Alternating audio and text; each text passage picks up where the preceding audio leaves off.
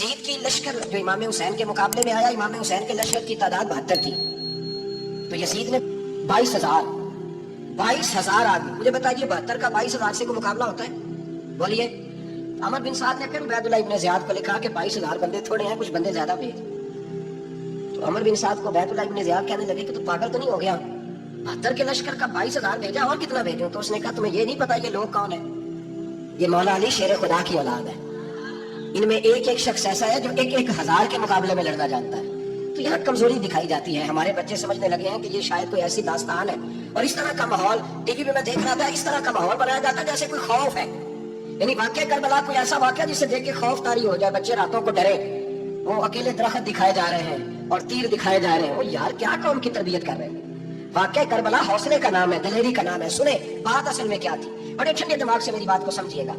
حضرت مولا علی شیر خدا کے بعد مسلمانوں کے متفقہ امیر بنے تھے حضرت امیر معاویہ۔ انہیں امیر کس نے بنایا تھا؟ امام حسن نے، حضرت علی کے بڑے صاحبزادے۔ حضرت امام حسن نے ان سے صلح کی، انہیں خلافت دی، اور صحیح بخاری میں نبی پاک نے فرمایا تھا میرا بیٹا حسن سردار ہے، جب مسلمانوں کی جماعتوں میں لہو بہہ جائے گا تو حسن ان کی صلح کرا دے گا۔ وہ صلح امام حسن نے کرائی، جناب امیر معاویہ امیر بن گئے۔ حضرت امیر معاویہ رضی اللہ تعالیٰ عنہ بڑا پیار کرتے تھے نبی پاک سے، بڑا احترام کرتے تھے حضور کے خاندان کا۔ ان کی جو اجتہادی خطائیں ہیں وہ اپنی جگہ پہ موجود ہیں، کیونکہ امام حسن نے ان سے صلح کر لی، لہٰذا ہم بھی ان کے بارے میں کوئی جملہ کہنے کے مجاز، ہماری مجبوری امام حسن ہے، اس لیے کہ جسے امام حسن صحیح کہے پھر امام حسن کے ماننے والے کو اسے غلط نہیں کہنا چاہیے۔ حضرت امیر معاویہ رضی اللہ تعالیٰ عنہ کا جب وصال ہوا تو حضرت امام حسن پہلے ہی ان سے وصال کر گئے، آپ کو زہر دے دیا کہ آپ شہید ہو گئے۔ امام حسین موجود تھے، تو یزید کے بارے میں لوگوں نے کہا جناب امیر معاویہ سے کہ یہ ٹھیک ہے، مناسب ہے، اور بہادر ہے، دلیر ہے، وہ جو ہوتے ہیں نا خوشامدی ٹولہ، ہمارے ملک میں جو اچھی خوشامد کرے اسے اچھی وزارت ملتی ہے، اچھی وزارت اسے دیتے ہیں، جو ذرا صحیح بدتمیز بھی ہو اور صحیح وکالت کرنے والا اسے وزارت صحیح دیتے ہیں۔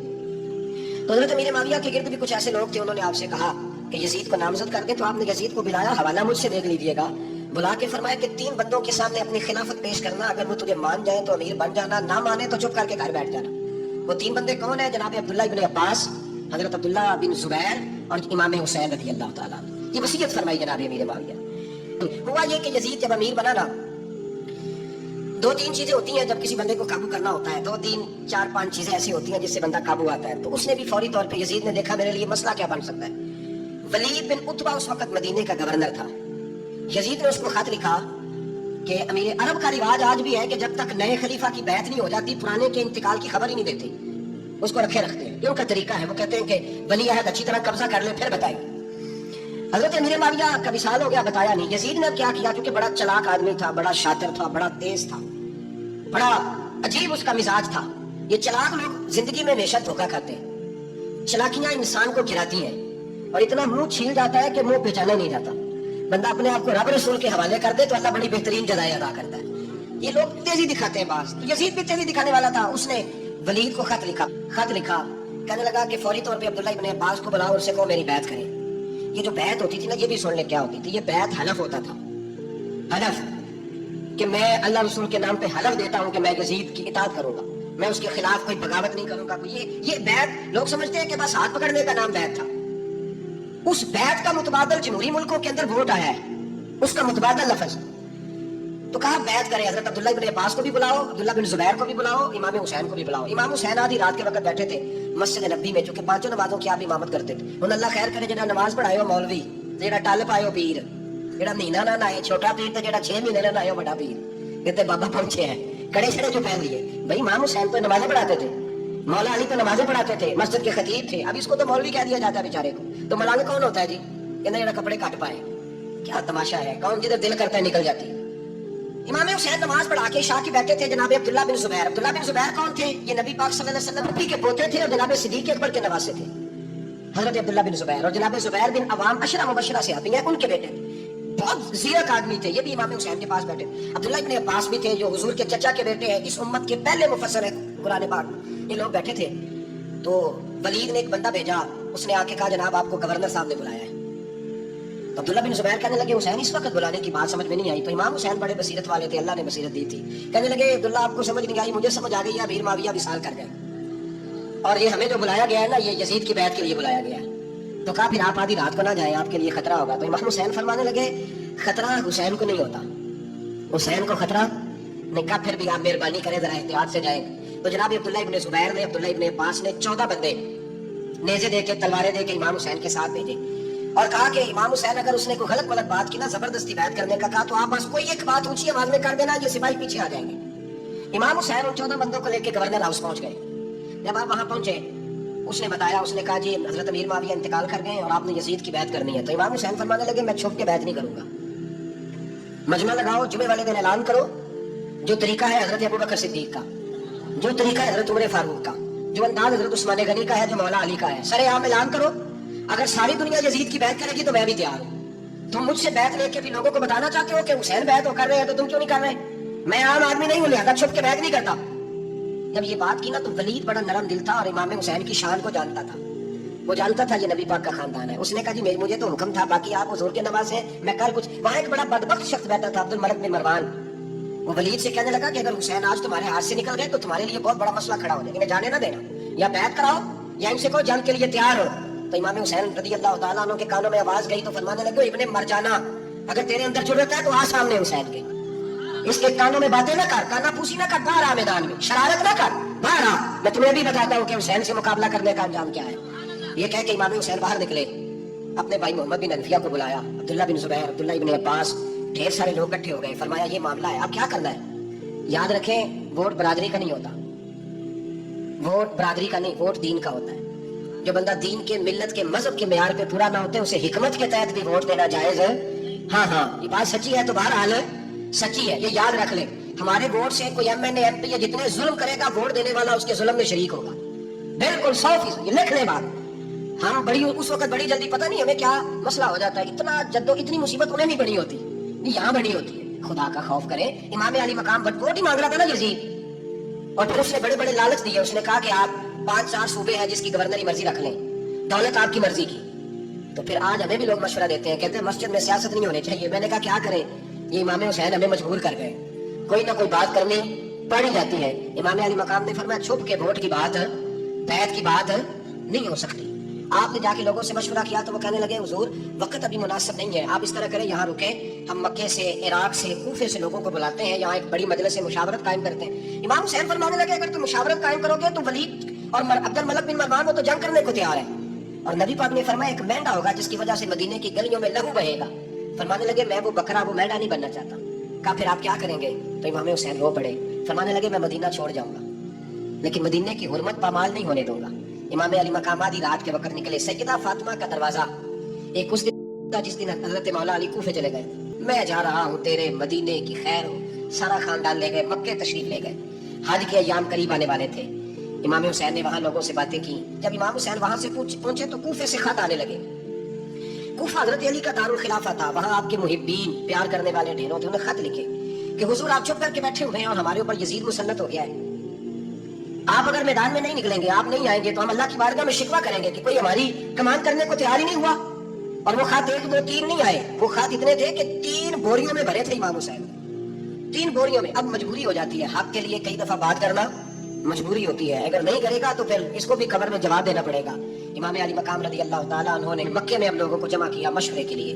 हर बंदे ने कहा हुजूर वो भुला तो रहे हैं पर अपने वादों के पक्के बड़े कम लोग होते हैं, बड़े कम लोग, जिसे जिंदगी हो प्यारी वो यहीं से लौट जाए।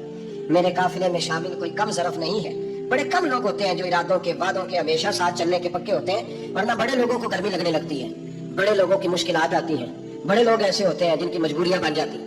कहा हुजूर वो पक्के नहीं, आप ना जाए। हर बंदे ने कहा हालात ठीक नहीं, हालात ग्राउंड रियलिटी सही नहीं, यही मशवरा आज भी हर बंदा देता है, अभी हालात नहीं, इतने खराब हालात कभी नहीं हुए थे जितने इमाम हुसैन के दौर में थे।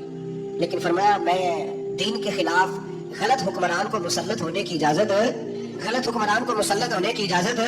मुजाहमत करूंगा, मुखालफत करूंगा। इमाम कहने लगे कोई बात नहीं, वो मेरे साथ चले ना चले, लेकिन मैं कूफे जाऊंगा, वो लोग मेरे साथ खड़ा होने को तैयार है तो वो झूठ है या सच है पर मैं चलूंगा। जब इमाम अली मकाम ने इसरार फरमाया तो जो आपके करीबी सहाबा किराम की औलादें थी सारी, ये भी अब बीमारी है, कुछ लोग कहते हैं नहीं सहाबा नहीं साथ चले, तो मैं कहता हूँ अहले बैत नबुव्वत के तो कुल अफराद 21 थे, तो 72 में बाकी औलादें किसकी थी? वो सारी सहाबा की औलादें थी, वो सारे। पता नहीं क्यों इस तरह का फलसफा बयान किया जाता है जिसमें हालात खराब हो। हजरत सैयदना इमाम अली मकाम को जब बहुत ज्यादा कहा गया ना, तो इमाम हुसैन रज़ी अल्लाह तआला अन्हु ने फरमाया चलो मैं एक काम करता हूँ, मुस्लिम बिन अकील को भेजता हूँ। हजरत अली के भतीजे हैं, इमाम हुसैन रज़ी अल्लाह तआला अन्हु के चचा के बेटे हैं, हजरत अकील के साहिबजादे मुस्लिम बिन अकील। बड़े समझदार आदमी थे, मामला फहम थे, बड़े जर्री थे। इतना जबरदस्त मशवरा कम लोग देते हैं जितना मुस्लिम बिन अकील देते थे। उनको भेजा गया कूफे। अब उसमें बड़ी तफसील है, हम अपने 2 बच्चे भी ले गए। जब वो कूफे पहुंचे ना, तो कूफे पर जनाब नुमान बिन बशीर की हुकूमत थी। आप गवर्नर थे और अहले बैत से बड़ी अकीदत रखने वाले, नरम रवैया। उबैदुल्लाह इब्न ज़ियाद कूफे का गवर्नर नहीं था, ये किसी और इलाके का था। जब आप वहां पहुंचे तो नुमान बिन बशीर ने देखा कि हजरत मुस्लिम बिन अकील आए हैं, तो लोग दौड़े उनकी बैत करने, भागे। इतने लोग जमा हुए कि एक दिन में 17,000 आदमी ने बैत कर ली।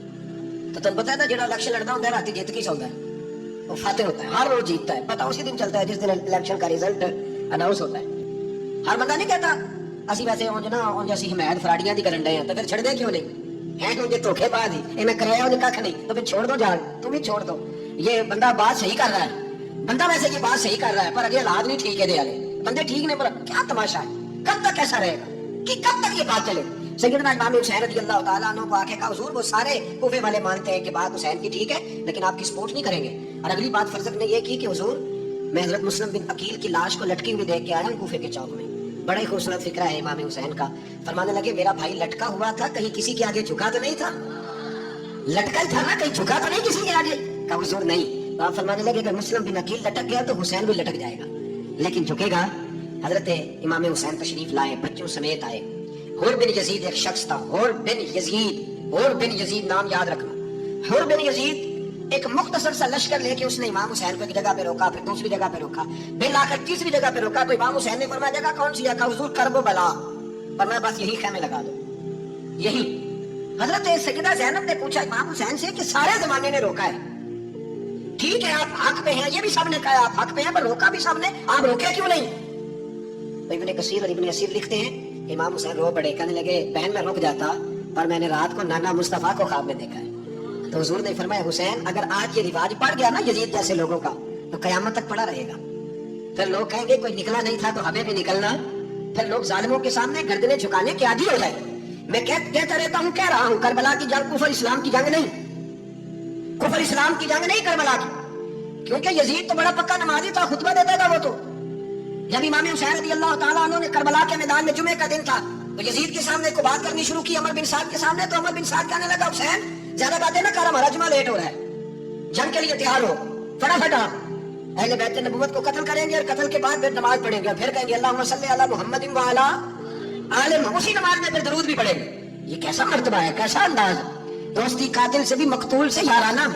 हुर बिन यजीद इमाम हुसैन से कहने लगा, मुझे हुक्म है आपको रोकने का, आप आगे नहीं जा सकते। इमाम साहब ने फरमाया, वजह जमीन अल्लाह की है। उसने कहा, आप बैत नहीं कर रहे, यजीद की हालात आपके हक में दुरुस्त नहीं है, आप नहीं जाएंगे। इमाम रुक गए। ज़ोहर की नमाज का वक्त हुआ तो हजरत अली अकबर इमाम हुसैन के बड़े साहिबजादे, उन्होंने अज़ान ज़ोहर पढ़ी, तो हुर बिन यजीद के लश्कर ने इमाम हुसैन के पीछे नमाज अदा की। कहा, भाई तुम मुकाबले में आए हो, नमाज पीछे पढ़ते हो? कहा, हुजूर मुकाबला तो तलवारों से कर रहे हैं, पर हमारा दिल तो मानता है ना कि मुस्तफा का नवासा बड़ी शान वाला है। हुर बिन